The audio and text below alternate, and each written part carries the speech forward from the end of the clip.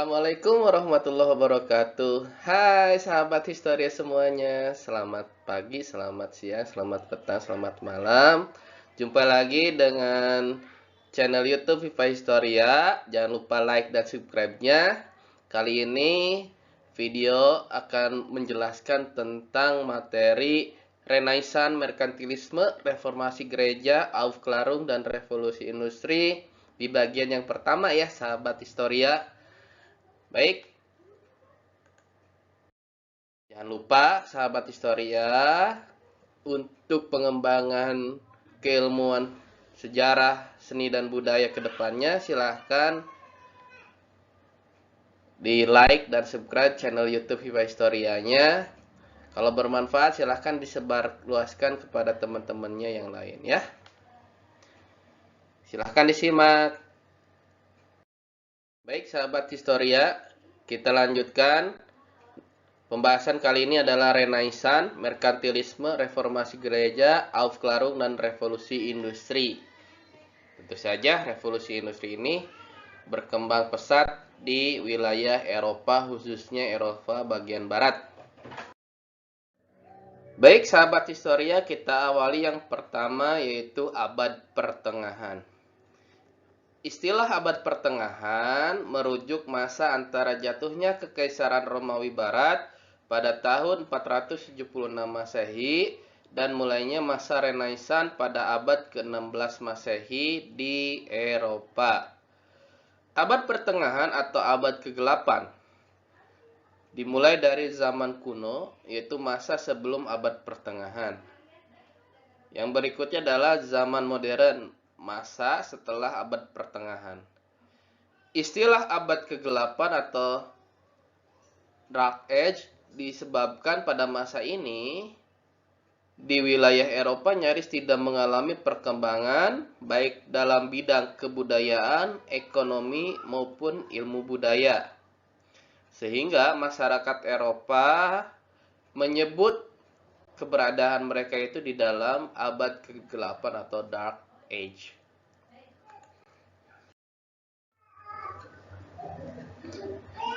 Nah, ini contohnya adalah Kastil Bodiam di Inggris yang dibangun pada abad ke-14. Kemudian kastil yang dilengkapi benteng merupakan simbol feodalisme atau sistem manor pada abad pertengahan.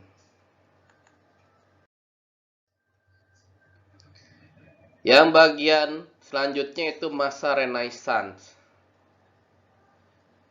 Lihat di sini sahabat Historia alurnya. Secara harfiah, Renaissance dalam bahasa Prancis yaitu Renaissance berarti kelahiran kembali. Orang-orang yang giat dan tekun mengolah kembali dua kebudayaan klasik itu disebut kaum humanis. Beberapa tokoh humanis diantaranya Petrarca yang hidup pada tahun 1304 hingga 1374, ada Erasmus, kemudian ada Thomas More, Cervantes, dan lain sebagainya. Nah, di sini bisa dilihat Renaissance yaitu menghidupkan kembali kebudayaan Yunani kuno dan kebudayaan Romawi kuno. Kebudayaan Yunani kuno, sahabat Historia sudah paham, yaitu kebudayaan untuk berpikir. Mereka belajar, kemudian melakukan eksperimen yang berupa penelitian empiris. Kemudian tidak lupa dalam kebudayaan Yunani pun membuat tulisan ataupun dibukukan hasil dari eksperimen-eksperimen tersebut yang kemudian banyak menghasilkan atau menghidupkan para ilmuwan-ilmuwan di berbagai bidang kehidupan. Masih pada masa Renaissance, Florence merupakan kota kelahiran Renaissance. Di Italia, terutama di kota Florence, teks-teks filsafat Yunani yang diperoleh dari dunia Arab paling banyak dipelajari. Misalkan di sini ada Paus Leo ke-10 yang hidup tahun 1475 hingga 1521 Masehi.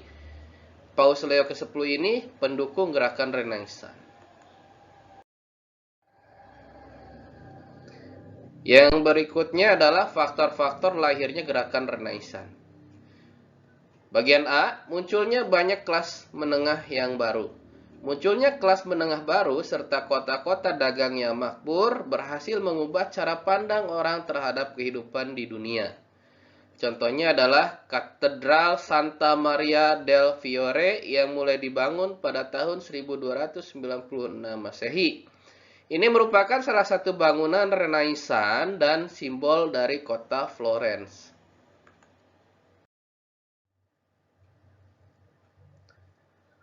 Faktor-faktor lahirnya gerakan Renaissance, sahabat Historia. Yang bagian B-nya, adanya dukungan penguasa dan bangsawan yang progresif. Para penguasa politik Renaissance dan kaum bangsawan yang progresif mempelopori pengembangan pendidikan berbasis humaniora, serta membiayai proyek-proyek besar dalam bidang seni dan budaya. Contohnya ada Cosimo de Medici, tokoh dibalik berdirinya Akademi Seni Rupa atau Accademia delle Arti del Disegno tahun 1460 dan Accademia Plato 1642 Masehi. Kemudian ada tokoh lainnya yaitu Leonardo da Vinci dan lain sebagainya.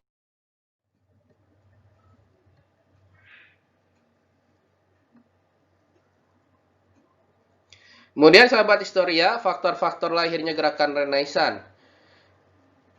Kenyataan pahit abad pertengahan. Kondisi kemiskinan yang dialami rakyat pada abad pertengahan, khususnya di Inggris, ikut memicu lahirnya gerakan Renaissance. Kemudian jatuhnya kota Konstantinopel yang merupakan kota dagang utama bagi wilayah-wilayah Eropa, terutama Eropa Barat. Pada tahun 1453, kota dagang Konstantinopel ini jatuh ke tangan dinasti Ottoman. Kemudian penemuan mesin cetak. Pada tahun 1454, Gutenberg dari Mainz, Jerman, menemukan mesin cetak. Disinilah ilmuwan-ilmuwan yang membukukan hasil penelitiannya, memperbanyak hasil-hasil temuannya yang dituliskan, kemudian bisa disebarluaskan ke semua orang dan lintas negara. Jadi dengan ditemukannya mesin cetak ini berarti bisa lebih cepat menyampaikan ilmu pengetahuan dan teknologi ke berbagai penjuru dunia. Dampak Renaissance dalam berbagai bidang.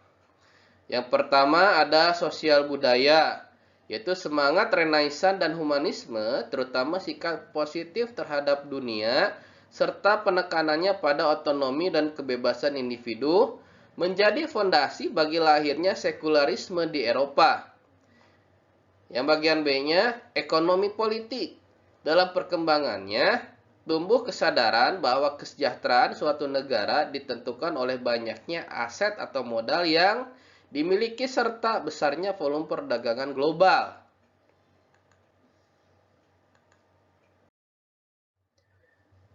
Kita beralih sahabat Historia ke merkantilisme. Apa sih itu merkantilisme?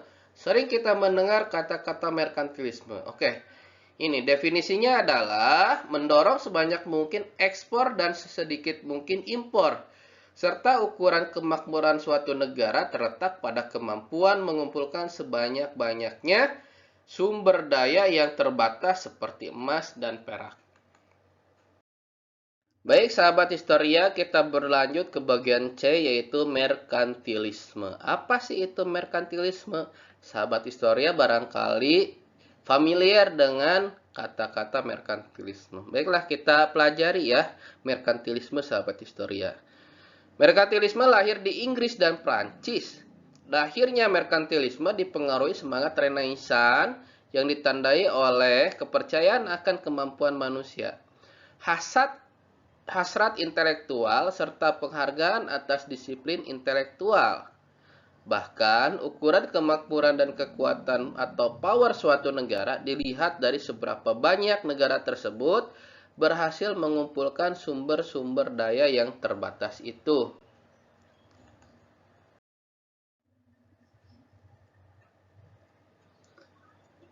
Lahirnya kolonialisme dan imperialisme ini merupakan dampak dari merkantilisme yang ada di wilayah benua Eropa, khususnya wilayah Eropa bagian barat. Merkantilisme memicu era penjelajahan samudera dan imperialisme dengan tujuan menguasai daerah-daerah koloni atau wilayah-wilayah yang akan menjadi sumber bahan baku dan pasar potensial bagi distribusi barang dan jasa. Nah, inilah yang membentuk kolonialisme dan imperialisme yang sahabat historia sudah ketahui bahwa yang melakukan kolonialisme dan imperialisme mayoritas adalah wilayah-wilayah atau negara-negara Eropa bagian barat. Selanjutnya, sahabat historia, tidak sedikit penjelajahan dan pelayaran bangsa-bangsa Eropa dibiayai oleh raja atau negara. Setiap negara seperti Inggris, Perancis, Belanda, dan Spanyol saling bersaing untuk mendapatkan emas dan perak dalam jumlah yang sangat besar.